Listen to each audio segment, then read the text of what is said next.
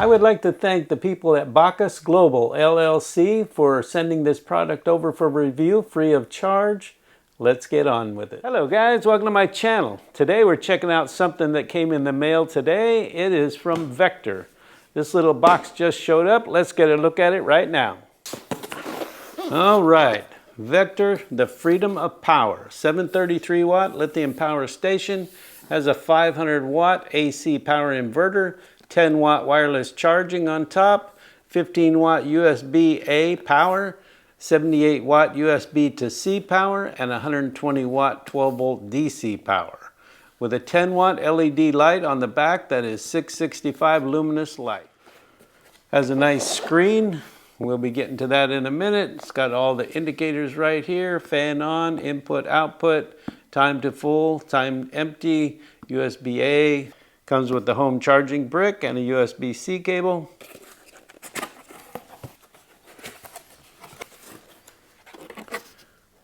Nice operating manual here. And what comes in here? So this is the USB-C to USB-C. The 120 plug for the brick. Everything is wrapped up well. Bubble wrapped on top of that for protection. It does say to plug it in and charge it before you use it for the very first time. Nice foam padding around everything. So the Vector comes with a soft handle, which is nice if you wanted to put it in a very tight place, like when you're camping in a van, something like that. You could pack this away in a nice little cabinet or something. It has cooling fans, 2 coming in, 2 going out. And let's see if it turns on. It turns on, it's at 28%.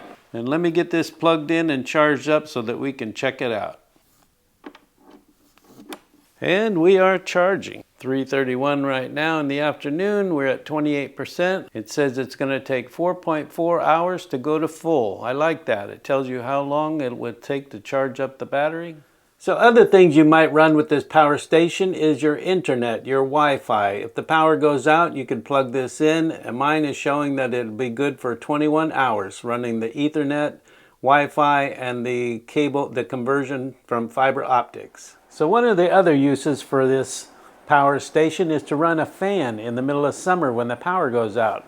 So I've got this Lasco linear fan here, vertical linear fan on high, and we are running using 41 watts and we have an 8.7 run time. We're at 94, and that's starting at 94%. Okay, so how about running something else? Can you run a drill? Well, here is an old Black & Decker power drill. And I got it plugged in, and let's see. Now we're pulling 231 watts, and we have a 95-minute runtime. So up until now, we haven't talked about the light that's on this Vector power station. So I'm going to turn the unit on, and I'm going to turn the light on. And the light is very bright. Now I waited till daytime to show you this, and you saw it in the intro. I'm going to turn this around and blind the camera here. And the light has 3 settings. So that is bright, that is dimmer, and then you have SOS. So if you were in a campground or in the wilderness or in the woods, this would send out a beacon that helicopters and stuff could find. They could easily see this at nighttime. So I'm going to plug in this Iceless 28 travel cooler from Igloo.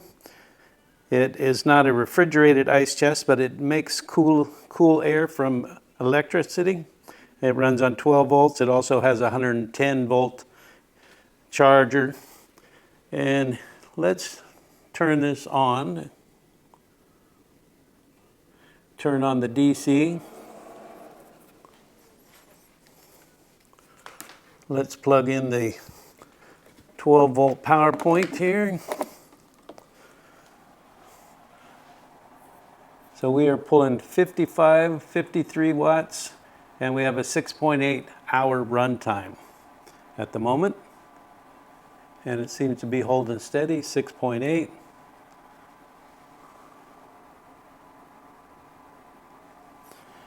And the cooler is running. You can hear the fan.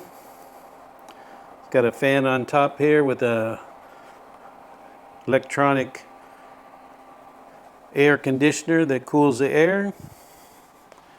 So now we're showing 6.9. Everything's kind of leveling off. So when you're traveling, you can plug your ice chest into your car, and when you stop, you can use this little power station to keep everything cool. Now I'm going to try the 110 volt connector here. So we are going to turn on the AC here.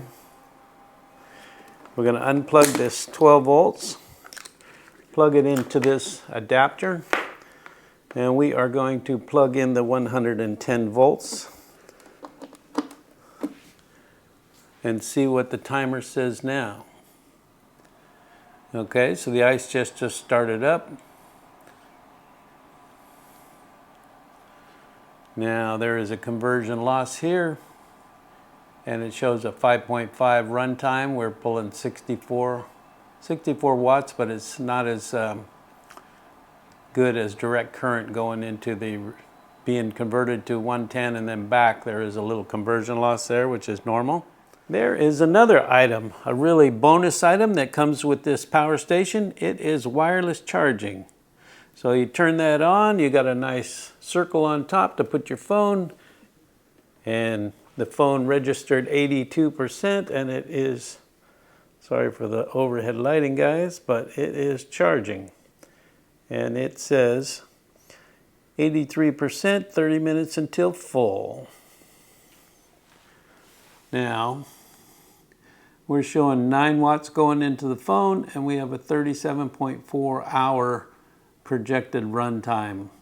So you could charge your phone several times. So some of the things you might want to plug in while you're traveling, you might be doing some photography. You might need to plug in your gimbal or your camera and the like. So let's turn on the ports. This gimbal is pulling 4 watts. It says I have 89 hours of standby power while charging that. I'm going to plug in the other USB-A port, and we are going to find out other things you might charge while you're traveling. One of them might be your DJI controller, which is charging up nicely. You know, I can't believe how much stuff that we have to charge nowadays if we are in the need with all the gadgets, from cell phones to cameras to the like. So we are going to plug in these batteries right now. I'll just do 2 of them, and these are all showing 3 bars. And let's turn on the AC outlet. Okay, so we are putting out 16 watts right now. There goes the lights on the batteries, they are charging up. So right now we are charging the gimbal, we are charging the controller, and we're charging the 2 flight batteries. And we still have 2 DC output ports left and 2 USB-C. So let me grab the laptop. So when you're traveling, all your gadgets really come into play. So right now we're putting out 50 watts. We have 7.6 hours of reserve. Now we are going to plug into this 16 watt USB-C. And we're going to be plugging in my wife's laptop. And it just bonged, showing that it's being charged. We give it a minute to adjust, get everything situated here a little bit. We're using 60 watts of power. 64, 67, it's coming up. The battery in the laptop's adjusting, so now we're at 69 watts of power. We're charging the laptop, we're charging the controller, we're charging the drone batteries, and we're charging the gimbal. Now that's pretty good. It's really good. So there we are, 69 watts, 5.4 hours, 5.5 hours of reserve. And of course, some of these batteries are not completely drained, so they would top off and be finished.